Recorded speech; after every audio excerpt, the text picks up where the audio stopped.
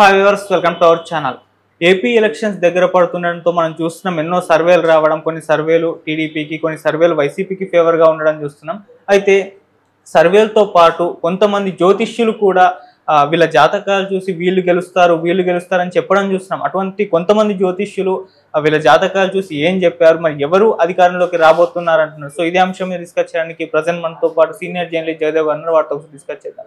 Sir నమస్కారం. Sir నమస్తే sir. AP ఎలక్షన్స్లో మరి చంద్రబాబు గారి అండ్ జగన్ గారి వీళ్ళ జాతకాలు చూసి వీళ్ళు వస్తారు, కూటమి గెలుస్తుందని కొంతమంది, మరి వైసీపీ గెలుస్తుందని కొంతమంది జాతకాలు బట్టి చూస్తున్నారు కదా.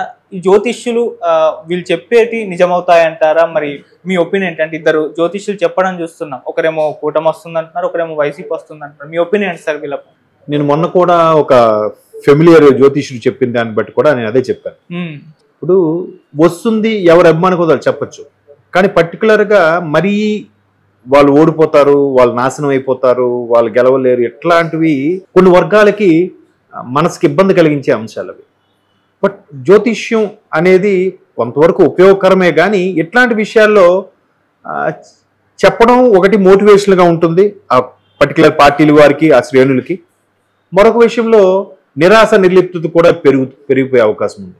కొంతమంది ఇలాగే చెప్తారు, కొంతమంది ట్రాష్ రా, ఇవ నమ్మడానికి లేదురా అన్నారు. ఎందుకంటే కేసీఆర్ గారే అప్పుడు వస్తారని చెప్పి చాలా మంది చెప్పారు, రాలేదని అంశం ఒకటి.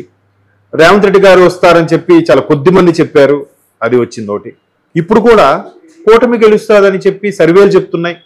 ఎక్కువ సర్వేల్లో బాగుంటాయి, అనాలిసిస్ అవి బాగా అవుతున్నాయి. ఎందుకంటే నిన్న ఎవరైతే ఉద్యోగులు పోస్టల్ బ్యాలెట్ అంశం కానీ ఇవన్నీ కూడా వ్యతిరేకతలు ఏవైతే ఉన్నాయో ఇవన్నీ చూస్తున్న కొద్దీ కొన్ని వాస్తవానికి కూటమికే ఎక్కువ అవకాశం ఉందని మనకు అనిపిస్తుంది. వర్స్ట్ కేసులో ఇప్పుడు సర్వేలన్నీ కూడా 140, 130, 120 చెప్తున్నాయి.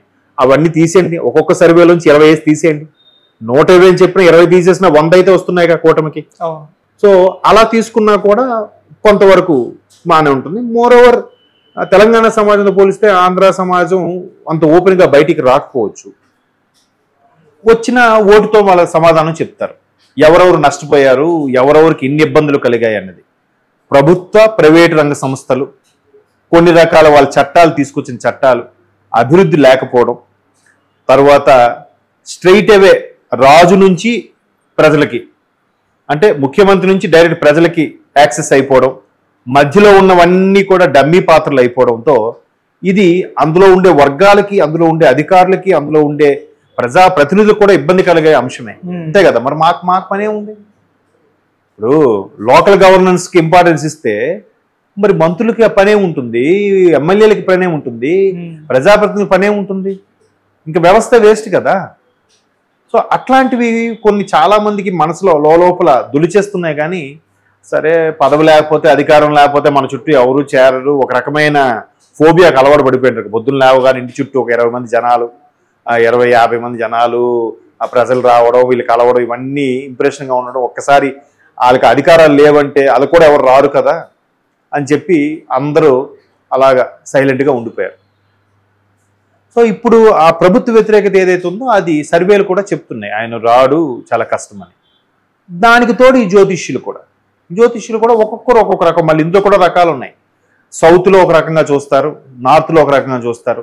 మన దగ్గర ఇది చంద్రమానం ఏదో లెక్క ప్రకారం చేస్తారు, పైన సూర్యమానం లెక్క ప్రకారం చేస్తారు. మళ్ళీ ఇందులో కొన్ని రకాలు ఉన్నాయి. ఇప్పుడు సంగీతంలో కర్ణాటక సంగీతం, హిందుస్థానీ సంగీతం అన్నట్టుగా మామూలుగా వేరే ఒక రకమైన జ్యోతిష్యం ఒకటి ఉంది. తర్వాత కృష్ణమూర్తి పంతులు గారి జ్యోతిష్యం అంటే ఏదో కేపీ ఆస్ట్రాలజర్ అంటారు అది. తర్వాత కొంతమంది గవ్వలు, ఐడియా ఉందా, సముద్రం గవ్వలతో వేసి చేస్తారు. కొంతమంది అంజనం అంటే తెలుసా, బిలో ఒక 8 years 10 years పిల్లలకి చేతి మీద వేసి ఏం కనిపిస్తుందో అడిగి చెప్తారు. ఇలాగ రకరకాలుగా ఉన్నాయి. అంటే జ్యోతిష్యంలో రకాలు కాకపోయినా భవిష్యత్తుని కోసం తెలుసుకునే విధంగా, భవిష్యత్తుని నిర్ధారించే విధంగా కొన్ని రకాల కళలు, విద్యలు భారతదేశ సంస్కృతిలో ఉన్నాయి. కొన్ని అంతరించిపోయే, అటువంటి మహానుభావులు అంతరించిపోయే కొద్ది. బట్ జ్యోతిష్యం అనేది ఒక సబ్జెక్టుగా కూడా ఉంది కాబట్టి ఈ రోజుల్లో కూడా చాలామంది నేర్చుకోవడానికి ఉత్సుకత చూపిస్తున్నారు. కాబట్టి కొన్నిటికి మంచి జరిగే విషయంలో ఉపయోగకరంగా ఉంటుంది కాబట్టి దాన్ని నేర్చుకోవడం కూడా కొంతమంది నేర్చుకుంటున్నారు. కొంతమంది వ్యక్తిగతంగా వెళ్ళి చూసి చెప్పడం జరుగుతుంది. అలా చెప్పినప్పుడు వాళ్ళ కనిపించే వేసినప్పుడు వాళ్ళకి వేసే చక్రం వేసిన బట్టి వాళ్ళకి ఒకలా కనిపించవచ్చు, వీళ్ళకి ఒకలా కనిపించవచ్చు. ఎవరి వెర్షన్ వాళ్ళు చెప్తారు. ఇప్పుడు మేఘం ఉంది, మేఘాలు అలా కొన్ని పాసింగ్ క్లౌడ్స్ ఉంటాయి. ఒకడికి ఏనుగు తొండంలా కనబడితే ఒకటి గుర్రంలా కనబడుతుంది, ఒకడికి హనుమంతుడిలా కనబడితే ఒకటి శివుడిలా కనబడుతుంది. ఏంటది?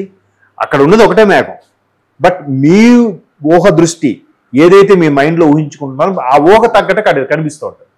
అలాగే ఈ చక్రాలు వేసేటప్పుడు కూడా వీళ్ళు నేర్చుకునే పద్ధతి కానీ, వీళ్ళు అక్కడ చూసే మూడ్ కానీ, లేదంటే వీళ్ళు ఏదైతే ఉపాసకులుగా ఉంటారో అమ్మవారికి కానీ దేవుడికి కానీ, దానికి చూసే ఆ ఉండే శక్తి బట్టి కానీ, లేదా వాళ్ళకు ఉండే కంప్లీట్ నిష్ఠతో కరెక్ట్గా ఉంటే వాళ్ళకు కొన్ని రకాల లెక్కలు తెలుస్తాయి. వాళ్ళకి అది వీళ్ళు గెలుస్తారని చెప్పగలుగుతారు.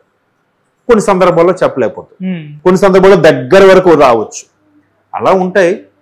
బట్ మీరు ఇప్పుడు చెప్తున్నట్టుగా ఒక ఆయన కూటమి గెలుస్తారంటున్నాడు, ఇంకో ఆయన జగన్మోహన్ రెడ్డి సీఎం అవుతారంటున్నారు. నేను కూడా చాలా విన్నాను. ఒక ఆయన జగన్మోహన్ రెడ్డి గారు సీఎం అయినా 2027 వరకే ఆయనకి సీఎం ఉంది, తర్వాత లేదు అని కూడా చెప్పాడు.